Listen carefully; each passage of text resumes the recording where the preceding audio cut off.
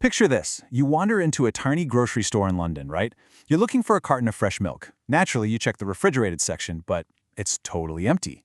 You're kind of confused, so you ask the storekeeper, and they casually point you toward the ordinary, unrefrigerated shelves. And there it is, sitting right next to the dry pasta and canned beans. Perfectly fresh milk. Now, you might be wondering, how is that even physically possible? Well, the secret lies in a radical innovation by a Swedish firm called Tetra Pak. They came up with this absolute game-changer of a process called flash sterilization combined with aseptic packaging. And what did that do? It completely eliminated the costly, absolute necessity of refrigeration for certain perishables. It literally changed the game for food preservation, especially in places where refrigeration is, hard to come by. Welcome to The Explainer. Today we're diving into a fascinating phenomenon. We're going to look at how radical innovations, just like that aseptic packaging, can completely melt away dominant, incredibly stable businesses. To really grasp this, we're going to unpack a historical case study that maps out the entire life cycle of technological disruption perfectly. Which brings us to part 1, the New England Ice Empire. To really understand this pattern, we've got to look back at the 19th century American ice industry. This was a literal empire built by a Bostonian named Frederick Tudor. He took something completely, utterly worthless, frozen ponds in New England, and turned it into a massive global commodity. In 1833, this ice king took his greatest gamble yet. He packed 200 tons of ice cut from a local pond, insulated it with a massive amount of sawdust, and loaded it onto a ship for a perilous 180-day voyage through tropical waters, all the way to India, crossing the equator twice. And against all odds, the ship arrived in Calcutta with 100 tons of ice still perfectly intact. It was a wild, almost crazy gamble, but it proved to the world that global ice transport was actually possible. Just look at the sheer explosion of growth on this curve. From those very first shipments in 1806, Tudor built an absolute juggernaut of an industry. By 1856, his company alone was shipping nearly 150,000 tons of ice every single year to places like Havana, Rio de Janeiro, and Hong Kong. Natural ice became this indispensable commodity for brewers, hospitals, and everyday households all over the world. And listen, this monopoly wasn't just built on blind luck. It was built on brilliant process innovation. Tudor's collaborator, Nathaniel Wyeth, actually invented horse-drawn ice plows to score the frozen ponds. I mean, imagine that. An incredible sight, really. Together, they developed over 50 specialized tools and saws. They even prefabricated these double-shell insulated buildings just to store the ice in tropical climates.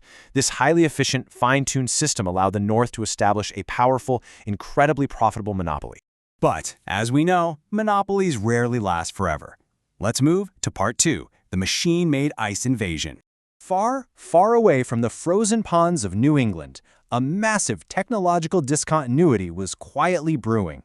Down in the hot, humid South, northern ice was insanely expensive and the supply was highly unreliable, especially during deadly yellow fever epidemics when demand absolutely spiked. This sheer economic and medical necessity forced outsiders to start innovating.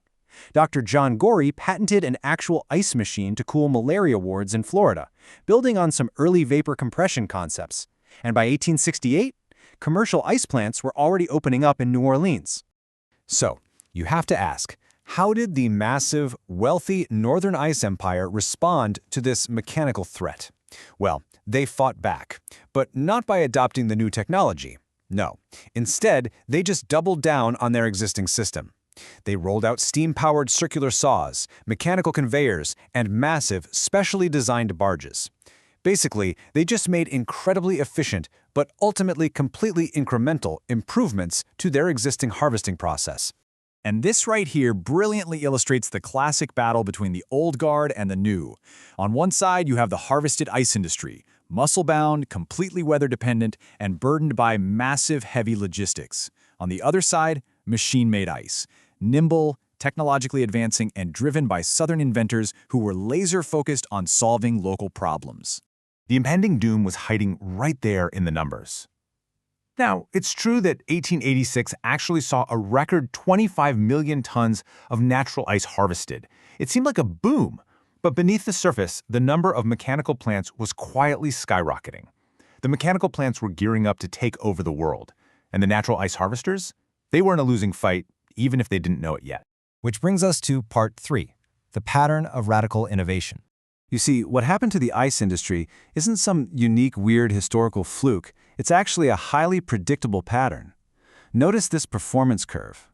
The vertical axis is product performance, and the horizontal is time.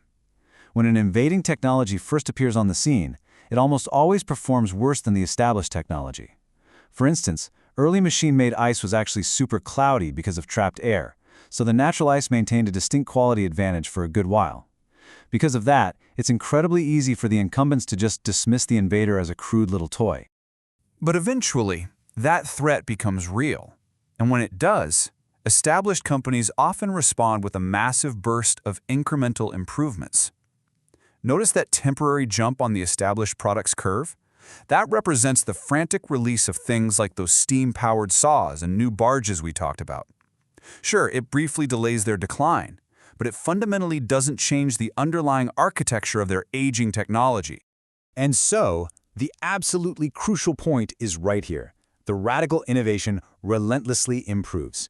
It solves its early, clunky issues, like say figuring out how to use distilled water to make the mechanical ice crystal clear. And eventually, it matches and then absolutely rockets past the established product's performance limits. There's just no stopping it. This brings us to a rather stark warning from innovation expert Richard N. Foster. He noted, leadership changes hands in about 7 out of 10 cases when discontinuities strike. Let that sink in. 7 out of 10. That is an incredibly high mortality rate for market leaders. Basically, when the technological tectonic plates shift, the giants usually fall. So let's look at part 4, why industry insiders fail. Seriously, why do these massive, highly successful incumbents so consistently fail to adapt to changing times, even when they can literally see the threat coming right at them? Well, it all comes down to the incumbent's burden.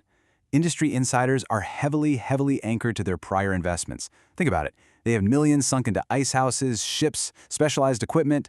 Plus, they have these massive bureaucratic systems designed specifically to protect the current model. And frankly, they have deep emotional ties to the status quo.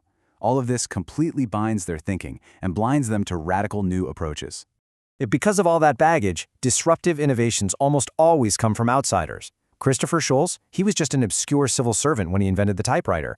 Thomas Edison had absolutely zero standing in the gaslighting industry when he created the electric lamp.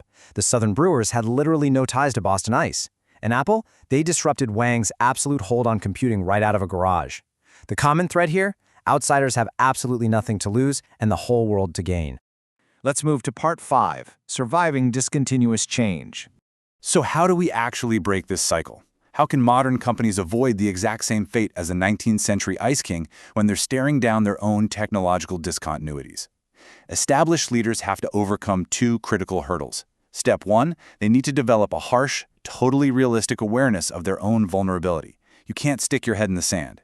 And step 2, and honestly, this is the absolutely vital part, they must make structural, organizational adjustments by physically separating the innovators from the core bureaucracy. History gives us concrete proof of survival using this exact method. Look at IBM. When they wanted to tackle the personal computer, they didn't do it at corporate headquarters. No way. They set up a completely separate autonomous unit down in Boca Raton, Florida. Ford created the isolated multidisciplinary team Taurus. General Motors set up the entire Saturn division completely free from legacy rules. They survived by creating fluid, agile organizations that were totally unencumbered by the past. All of this leaves us with a final, really vital thought to ponder today.